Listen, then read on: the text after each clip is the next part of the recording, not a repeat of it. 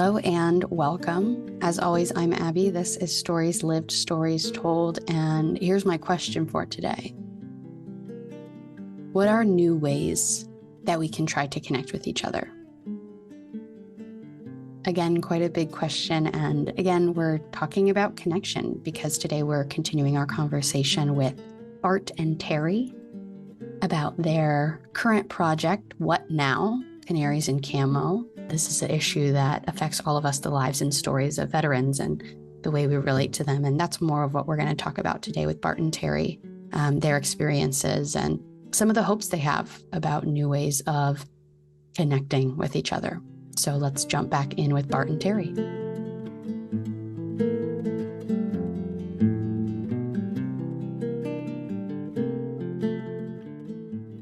Bart, I'm curious, not to put you on the spot. Can you speak to that experience at all? If you'd feel comfortable like sharing any of your own stories with that disconnection, or maybe some of your colleague stories that you've heard of other veterans?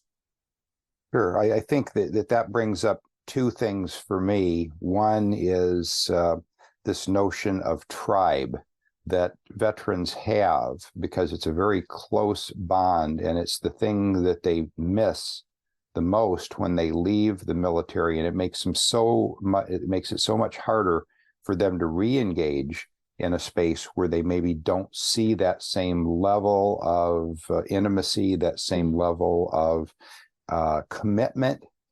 We mentioned purpose earlier, that we don't see what the purpose is, that people are really believe in something strongly enough to die for that, not only that thing, but for the other people that they're with. Which is not unique to military organizations, but it certainly is a quality that just about every military organization has, that sense of deep commitment. Sebastian Junger wrote about that. He was not a military veteran, but he was a journalist who was embedded with troops, and he spent quite a lot of time with them and came to understand them in a way that veterans, even today, when you tell a group of veterans that's having a meeting and that Sebastian Junger is going to be there and he's going to talk, they'll all show up because they have a great deal of respect that he gets that. Yeah. He understands where they're coming from. So the other corollary to that closeness, and again, that's the question is, do we need to learn from that? Do we need to try to recreate that? And then there's something of a dark side to that too. So that brings up the issue of moral injury, which is not something that's talked about probably outside of the psychology community at all. And even veterans have difficult time talking about it. What veterans tend to talk about is post-traumatic stress. In other words, I've been in combat. We've had difficult things happen. Regardless of what those difficult things are, this is a lot of violence going on, a lot of unanticipated harm that's going on, a lot of quote unquote collateral damage that is deeply unsettling. So when we start sorting through all of that, in the end, the question is, what we do, was it necessary? Was it in keeping with our values? Was it for a purpose? And did everybody do their part?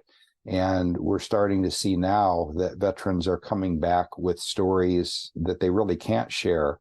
When you talk about untold stories, a lot of those stories are about incidents that we would recognize as a moral injury. And those tend to sort out into two different categories. One is the moral injury where we did not fulfill our purpose. We did not fulfill our mission. Somehow we came up short.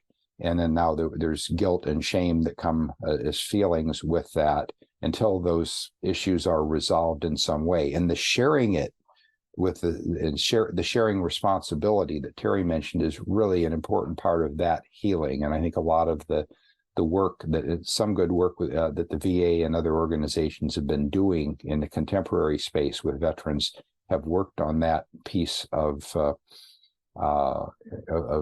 absolving that. And the other kind of moral injury is a betrayal. Those are a little harder. That's where the system that put us where we are somehow didn't do the right thing. The people who were in charge didn't do the right thing. There were horrendous consequences for that. We have a strong movement in the veteran community now around the damage done to our Afghan partners, as an example, for us as a country, deciding we weren't going to stay involved there anymore. And the way that we did it, which was it was experienced, it was felt by veterans that had friends who were Afghan nationals we had shared purpose with them, and all of a sudden now we're not going to be there for you anymore.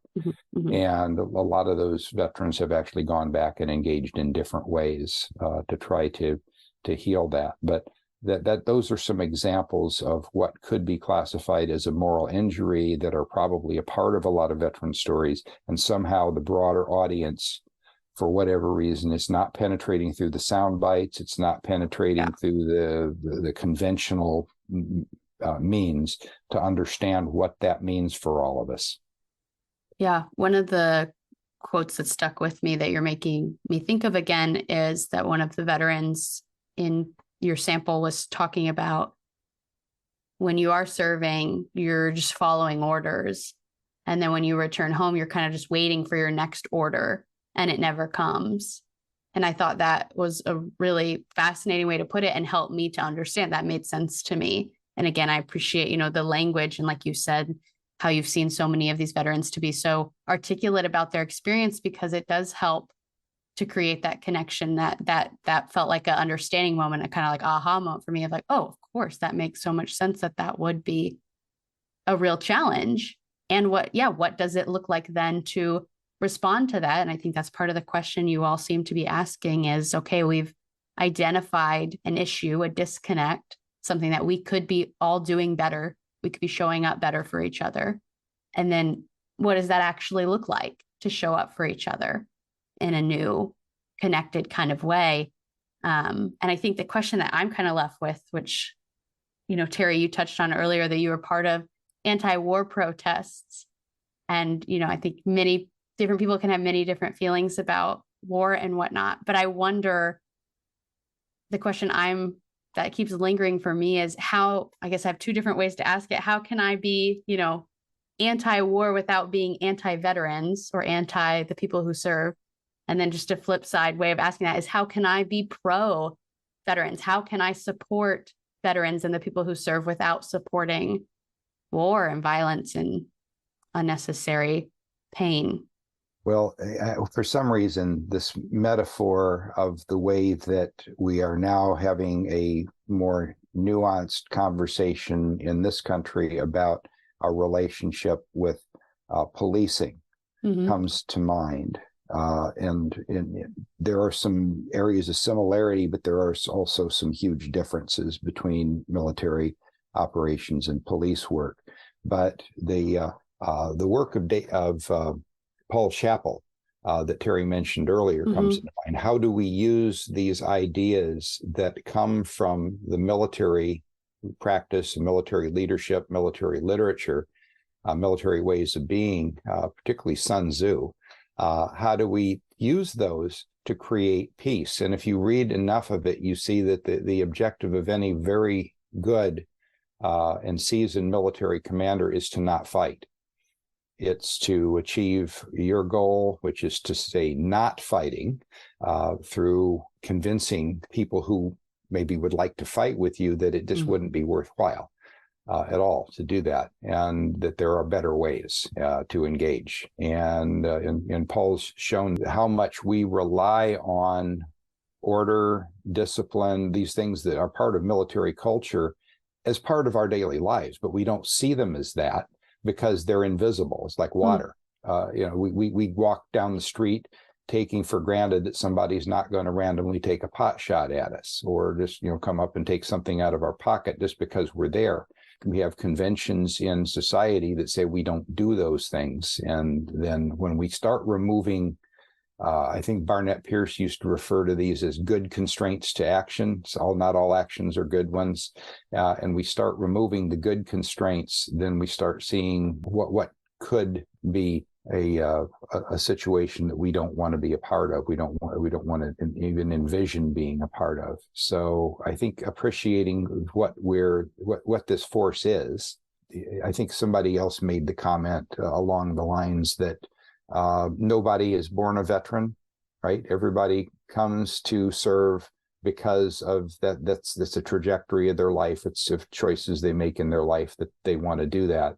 And usually those choices are based on wanting to serve. It's based on wanting to be a part of something greater than yourself. And so those are good forces. And as we reimagine, I guess, our relationship with soldiers, with members of the military, and how they are part of a society. And this is where Cosmopolis comes in. Yeah. It's how are we all affected by that, even if we are all not participants in the direct actions of it? How do we all play a part into this broader social system that creates this peace and prosperity and this togetherness, and as Alfred Adler would say, the social feeling of being together that we all really want at a very deep level.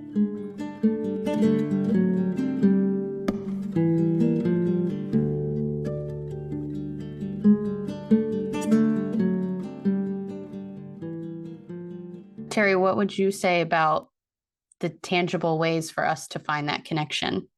Well, I think that really what we're talking about, and I think what the film's purpose is to open these conversations. I think that we don't talk about this. You know, as I started with, we don't know veterans very well because it's easy for lots of all the reasons we've been talking about to be separated. And so I think that conversation, bridging that gap, taking that civilian responsibility, I think is a very important conversation. I also think that the conversation that you and Bart are talking about now about war is a very important conversation that we don't really have. I mean, we're living in a country now that doesn't really vote on whether we go to war. We haven't voted in Congress on whether we're going to war. We don't even call them wars. We call them actions. I mean, at one point, one of the veterans in the retreat said, and somebody told me about something we're doing in Africa. What are we doing in Africa? You know, it was, what are we doing in Africa? I mean, we don't even know. So I think, and I also think that, you know, as I said, and with the film As If They Were Angels, that World War II story seemed and felt like a very different story from the sense of it being very purposeful. People get called upon to do things, but if the only way that we do these things is with military actions, then we end up in a situation, for example, Ukraine right now, it looks like World War II. You know, it's bombs and tanks, and we should have alternative ways to decide what we do about conflicts and issues that threaten the world. I'm not saying they don't threaten the world, and I'm not being Pollyanna that we will always avoid conflicts, but I think our conversations around them, our sense of alternatives is very limited.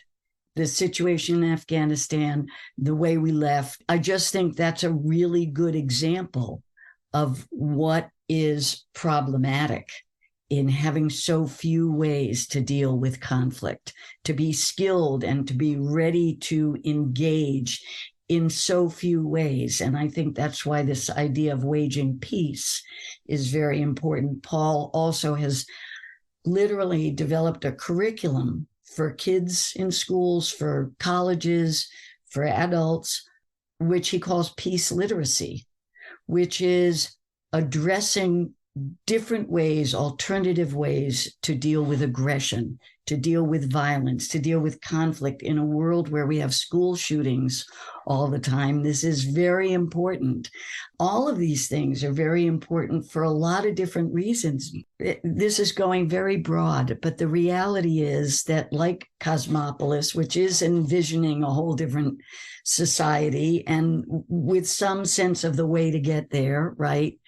these conversations are important for us to be having to get anywhere other than where we are now. And so I think, the Surgeon General making a statement that we are a country of, how did he put it? Basically, that we're a country of isolation, that we're a country of disconnection. And there's one part of the quote which resonated with some of the veterans a lot. Rebuilding social connection must be a top public health priority for our nation. It will require reorienting ourselves, our communities, and our institutions to prioritize human connection and healthy relationships. I mean, that's the person who is in charge of the national health. So, I think we see this in a very precise and concise way among veterans.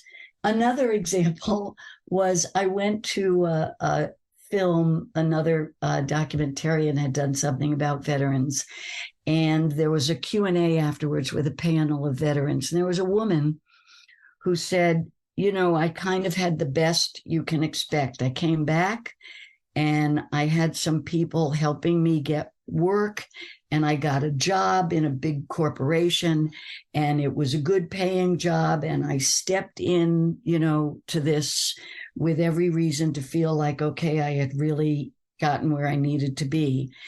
And she said, and nobody had each other's backs. Nobody was looking out for the other guy in any way at all. Everybody was out for themselves and scrambling to get someplace. If they had to scramble over somebody to get there, they would do it. And this goes back to Bart's statement about tribe and Sebastian Unger's work. She said, I had to quit because it was so unhealthy. Now, she's coming from that veteran world of connection and tribe and, community, which is powerful among veterans. But my thought when she said that was, that's not healthy for any of us. The fact that we walk into those jobs all the time and don't feel like that's somehow not the way it has to be says something about us that at this point in time is making it difficult in our own culture.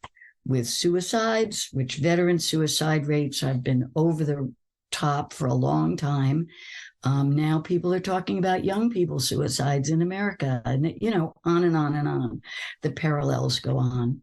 And I just think we have to recognize these, the need for some of this rethinking and some of this conversation and some of this sense of interconnection. I think one of the things you mentioned in watching As If They Were Angels, the impulse again to look away. Yeah. And my dad used to say this. My dad was obviously one of the rescued in that film. And he used to say that what the Newfoundlanders who came out and saved all the American sailors from this disaster, or saved at least nearly half, they were interdependent. They lived in small fishing communities at the edge of the continent, really. Yeah. They were interdependent. Everything they did, they needed the community to make it all work.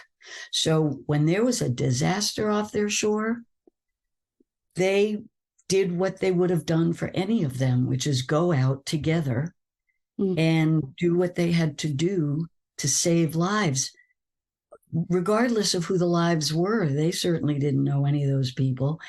And so that interdependence, just like the tribe that Bart was talking about, is an important piece of humanity.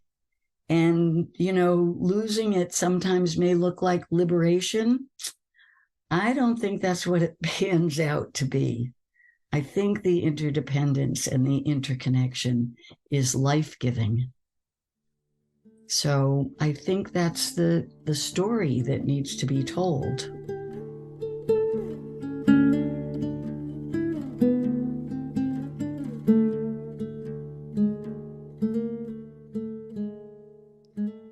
to direct the next question at you first, because I know that you have lots of other work that you've done with veterans and the stories and taking this communication perspective. So I'm curious about your answers to these questions in terms of what now in this project you're working on now, but also your other work. What is challenging about the work that you do with veterans and storytelling, but also what is meaningful about it?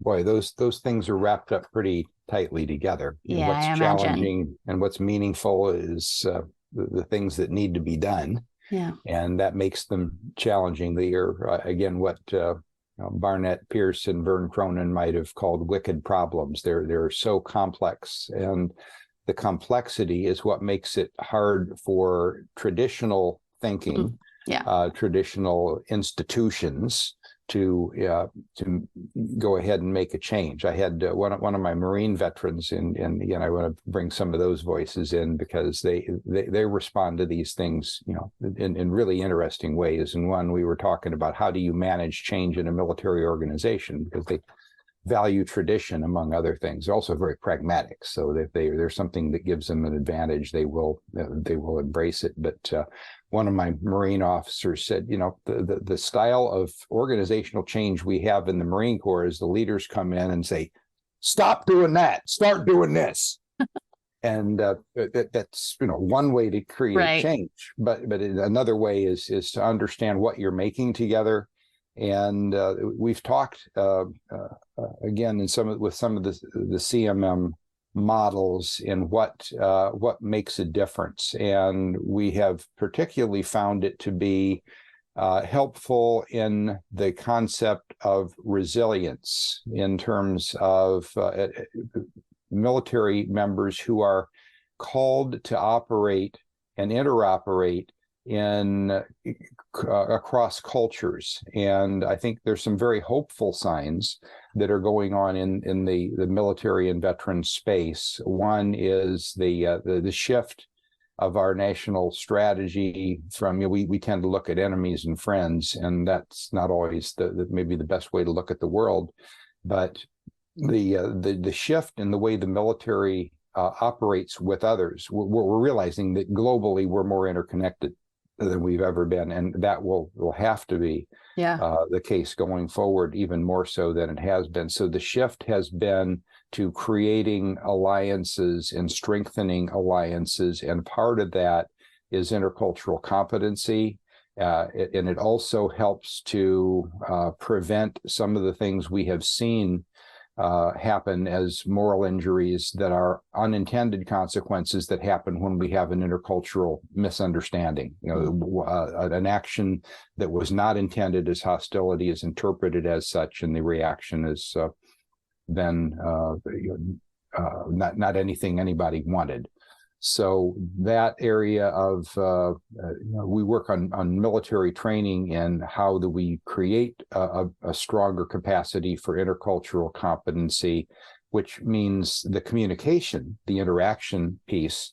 Since we're not coming from the same shared understandings always, we put more emphasis on those coordinating elements. And how do we continue to operate and get things done when these little red flags come up where the cultural alignment isn't necessarily getting the job done for us.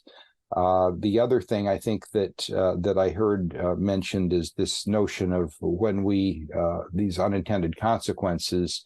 Again, Vern Cronin and Barnett Pierce had a little model in CMM that maybe didn't become the most prevalent one, but it was called the URP, the unwanted repetitive pattern, which basically is something that you get people together in a certain context, and then things we don't want to happen. And one of our former past year CMM Institute fellows, Darren Murray, did a study of URPs, and he found there were some interesting characteristics. One is the lack of potential alternatives. So in other words, if we don't see more than the world in more than black and white, if we don't see a range and a palette of things that we can do together that are betwixt and between, and the utility of that gives us a greater likelihood that things we don't want to have happen will happen. And then the other two, there's actually six, but there are three that stand out for me, and that's one is this lack of alternatives. Another one is contextual force is playing an inordinate amount. In other words, we feel like we're wearing this uniform, we're in this environment, this happens over here, I've got to do this. Yeah. That is a URP producing dynamic. And then the last one is an over reliance of emotionality. And I think that's why you see in military culture over the years, at different times, there's a great deal of emphasis placed on mental discipline. It's a literature called Stoicism. How do we keep those emotions from driving our actions? And so that I think the trick is not to make it completely go over to logic, because the forces of logic don't always get us there either. And so we look at this middle space and this ability to be flexible, this ability to also listen and co-create the reality going forward. I'm hearing that come out of the psychologists now. I wasn't hearing that 2 or 3 years ago. I just had a panel last week with a couple of fairly prominent VA psychologists, and they're talking more about integrative strategies and also about how do we have the capacity for veterans to co-create, first and primary, their own post-military life. Yeah. How do they fit in? Not just, okay, pick another alternative. If you're not going to be this, we're going to put another suit on you and you're going to go be that. They maybe don't want to get into that again. The old song by The Who, we don't get fooled again. If something didn't work, we're not going to necessarily just unquestioningly go in that direction again. We need to find our place so we're a part of something, but we're finding it in a dynamic way, not in a just kind of a take this off and put that on. Stop doing this, start doing that. Well, just one of the things that brought to mind that I think is really an important part of this in terms of the additional conversations and what Bart's talking about alternatives, which I think are what we would hopefully come up with if we had more conversations, more open conversation about this and connection around those conversations. So there's, engagement on all sides. But I think this idea of service is something that has been just kind of dismissed many times. It's not like it hasn't come up. Obviously, we have the Peace Corps, we have, Teach for America. There are things like this, and people engage in them. But I think one of the things that came from the Veterans Retreat was this sense, first of all, that veterans want to continue to serve. Several of the veterans referenced, we serve, it's in our blood. We want to continue to do that. That urge to serve is significant and meaningful and authentic. But the idea that how much easier it would be for veterans to return to a culture that did have more emphasis on purpose, and emphasis on service. If they came home and they, and one of the veterans, Joel, makes a comment about this. If we came home and, we were coming back to a country where people had served, maybe not necessarily military service, but had served and understood what that was, and not just the understanding of it, but the impact of the experience of serving. If we all served in some way in our society, how different of a culture, a society would we be? I would guess tremendously different, because we all know what it feels like to live a period of our time, our life, in service to something bigger than ourselves. And so, I think that needs to be part of this conversation about alternatives, and those, include, we've talked about a lot of inclusion there, but I think service is a big part of it, and it certainly connects to that humanity piece that we talked about, and to alternatives to war. There's anyway. It's important, and I think it's time. I'm hoping it's time for us to really have these conversations.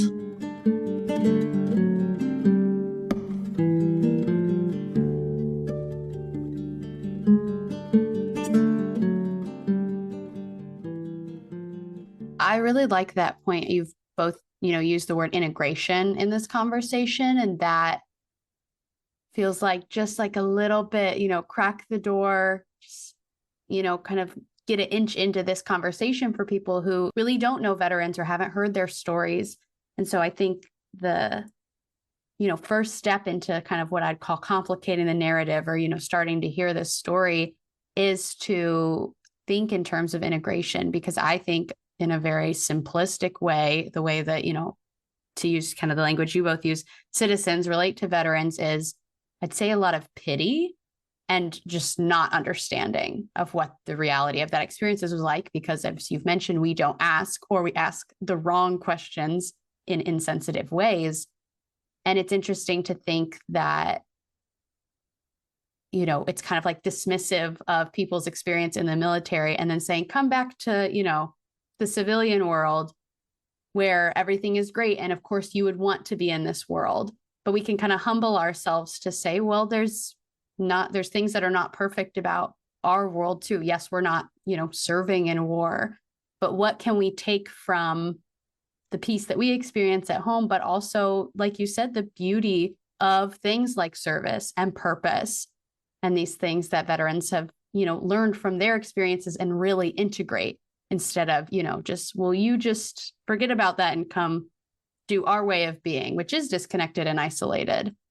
So integration and kind of using that as a perspective feels like at least a good first step in for people to start reconceptualizing these stories. I like what you said earlier, the quote from the Surgeon General about really framing this as a public health issue. And again, making it really everybody's issue. It affects everybody. As we wrap up a little bit, I just want to spend a few more minutes with both of you. I've really appreciated this whole conversation already, but I just want to invite you again to say any last things that you want to leave us with before we do wrap up. I just, I have to say that I think Bart would agree. It took us a long time to get to a focus that was really meaningful, in part because there are films out there about veterans. There are stories out there about veterans. And so, what do you say that adds to the conversation, that adds something meaningful? And so I think that the journey it's taken us a bit, but I think that where we are now with everything that we've been talking about is just kind of a very significant moment to bring these stories out, to let people see and hear the faces and the heart and the difficulties, the conundrum of being a veteran returning. And it's not all about combat vets. They're trained no matter what they actually do. I'm not saying it's all the same, but it definitely is all creates a disconnect, a difficulty to reintegrate, to be integrated.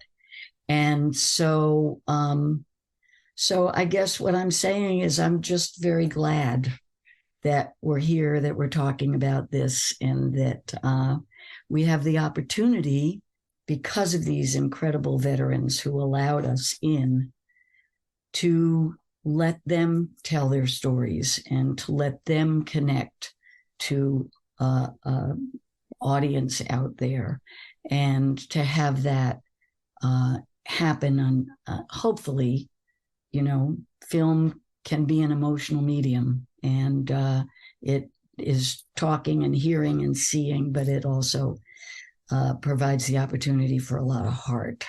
Yeah. So hopefully that's where we go. Yeah, to add to that, one of the things that I guess we're talking about a little bit of a preview of what the film might be. So one of the questions I would want to throw out to the audience in our podcast is, where do you think an audience could be found? How do we reach that audience with the sort of things that we're talking about that would create space for the kinds of conversations that we're describing here that we want to have?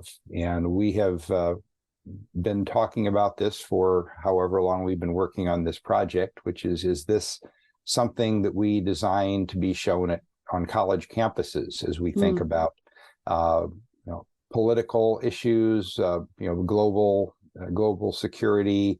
So that's part of the issue, is that there are a lot of people talking about those things, but they're in isolated pockets. So there are geeks about national security, there are geeks about international relations, there are geeks about peace building, and we really want to get this into the broader sphere, so that we can create more space for a conversation that really is transformative of what we've been doing. Is how do we do this better together in a way that reflects our values and our intentions and our purpose in a way that we can all agree that we share. Making a small segue, one of the things that we have had a conversation about internally in the military psychology program at Adler is the intersectionality, to use a good word, for this purpose, between the military members' experience and families. We don't usually say military and families, but it's understood in the military community the family is part of the service commitment that an individual makes. So how do we have this address this intersectionality between military family being isolated and other groups that are marginalized in our population who are feeling not included, not a part of it? And so we've learned a lot, I think, from having DEI type of conversations in and around the military. Military members see the things that civilian communities get worked up about as being less of an issue, but they see things that people are not paying attention to as being more of an issue. For example, race is not the main issue of division within the military. It's everybody wears the same uniform, everybody subscribes to the same values to a certain degree. There's at least an overlap enough that people, they would turn around and say, that person is my brother or sister, that person's got my back. Doesn't make any difference what color they are, what gender they are, any other difference that might exist. But there are some important things that could be changed within the military culture that would, for example, bring in more collaboration across difference than just what we have. What we have in the military is a very much an industrial age specialization, right? We have people that are trained to operate electronic equipment. We have people that are trained to use weaponry. There are people that are trained to gather intelligence and interpret that. So we're still a little fragmented along those lines, and maybe there's some things that we could learn as well. But the conversation is a different one. I think it's a very hopeful thing. One of the things we were asked in a reunion format with the Navy a couple of months ago, some of us folks who have been out of uniform for quite a while are wanting to know what's going on in the military culture. So I think that's one, hopeful that the young folks are figuring it out.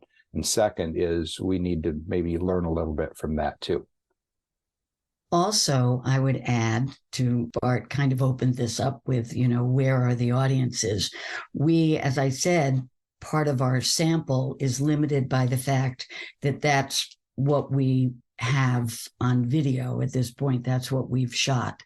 And so there is much more to do. And we're very engaged with different groups and organizations that are making the effort to bring civilians and veterans together in a significant and effective way can bring civilians and military and veterans together.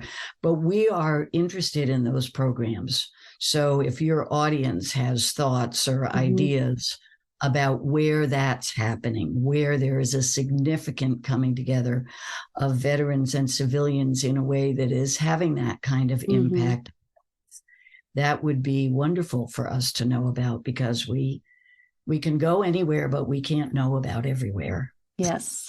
Yes, that's good. And I appreciate that, because part of our conversation, I think we've been dancing around, is how do we engage people in just their real lives and relationships, but also how can we engage people more directly with this project that is, yes, still in the middle of being developed and has potential and possibilities and openness to find something meaningful. So yes, that's good. The invitation is extended for everyone to help keep bringing this project to life. And I'll be excited to see what the final result ends up being. And I appreciate you all sharing what you have with me already.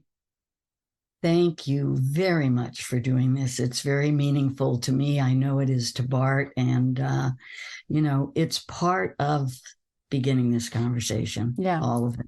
So thank you very much for opening that door. It has been a great pleasure. Thank you.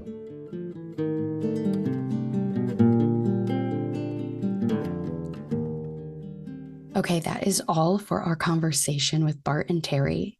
I'm so glad you were able to join us for this very meaningful episode. The questions I would have you keep in mind as you reflect on part 1 and part 2 of this conversation are the ones that I have written out at the top of the show notes. They are: what does it look like to show up for each other in newly connected ways? How can we reorient ourselves to prioritize human connection and relationships? And then how can we break out of unwanted repetitive patterns by engaging in conversations that open us up to alternatives we may never have considered? I think these are good things to take away from our conversation today, as much of our conversation did center around kind of acknowledging that the patterns we're in now are maybe not serving us in the best way, not serving our veterans, not serving our stories in the best way. But that if we can create the space for conversation, then maybe that in and of itself could generate new ideas about how we can get connected to each other. As I mentioned at the beginning of the episode, and as Terry and Bart talked about, their project is still a work in progress, and they'd love for you to be involved in any way that you can. So you can reach out to me in all the usual ways, through email, through the website, and through Instagram and YouTube. If you want to get connected to them, I'd be happy to connect you. As always, I am supported by the CMM Institute. This podcast is one of many initiatives that tries to help us create that better social world we're working towards. Thank you for showing up. Thank you for being curious, and thank you for being a part of this story. I'm Abby, and this has been Stories Lived, Stories Told.